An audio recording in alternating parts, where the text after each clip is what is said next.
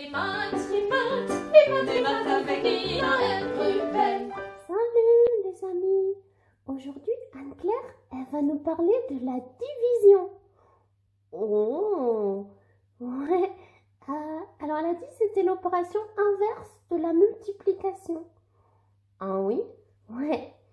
Allez, à tout à l'heure. Et oui, et on va voir pourquoi la division est l'opération inverse de la multiplication en commençant par cet exemple de comparaison de deux nombres où on peut utiliser la multiplication, donc comme on l'avait vu dans l'épisode 1 de cette saison 3, en disant ici que le grand nombre est 3 fois le petit nombre. Pourquoi 3 fois? Parce que si on prend 3 fois le petit nombre, on obtient le grand nombre. On peut maintenant inverser la comparaison en disant que le petit nombre ici est 3 fois plus petit que le grand nombre, ou on peut aussi dire que ce nombre divisé par 3 donne celui-là. Donc on va par exemple utiliser dans des situations où un nombre évolue, par exemple la population d'un village, il y a 10 ans était de cette taille et maintenant elle est 3 fois plus petite. Elle a été divisée par 3. Donc on voit que le divisé par 3 veut dire qu'on a créé 3 groupes égaux à partir de la quantité initiale ici que l'on divise. Et le résultat de la division, c'est la taille de chaque groupe. On peut donc réutiliser notre modèle du rectangle que l'on avait utilisé pour la multiplication, où l'aire de ce rectangle nous donne le résultat de la multiplication 2 fois 3. Dans la division maintenant 6 divisé par 3, le 6 est l'aire du rectangle, et le 3 est une dimension du rectangle, et le résultat de la division est l'autre dimension du rectangle. Donc 6 divisé par 3 égale 2 ici.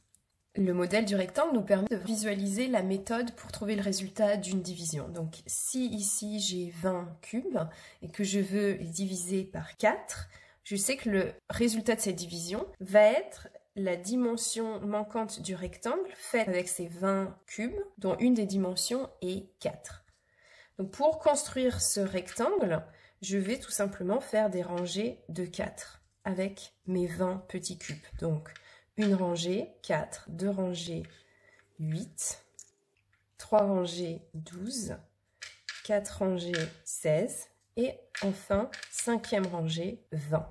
Donc 20 divisé par 4 égale 5. Donc on voit que pour trouver 20 divisé par 4, il nous faut chercher combien de fois on a le nombre 4 dans le nombre 20. Donc la réponse est 5, parce que 5 fois 4 égale 20, donc 20 divisé par 4 égale 5.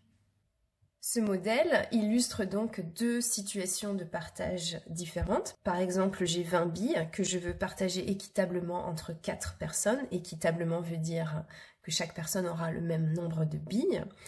Et on voit que chaque personne va recevoir en effet 5 billes.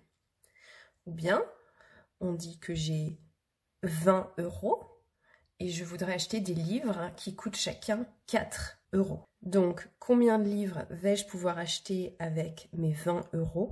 Je vais pouvoir en acheter 5. Oh Nina, dis donc, je crois que je viens de comprendre quelque chose. Ah oui?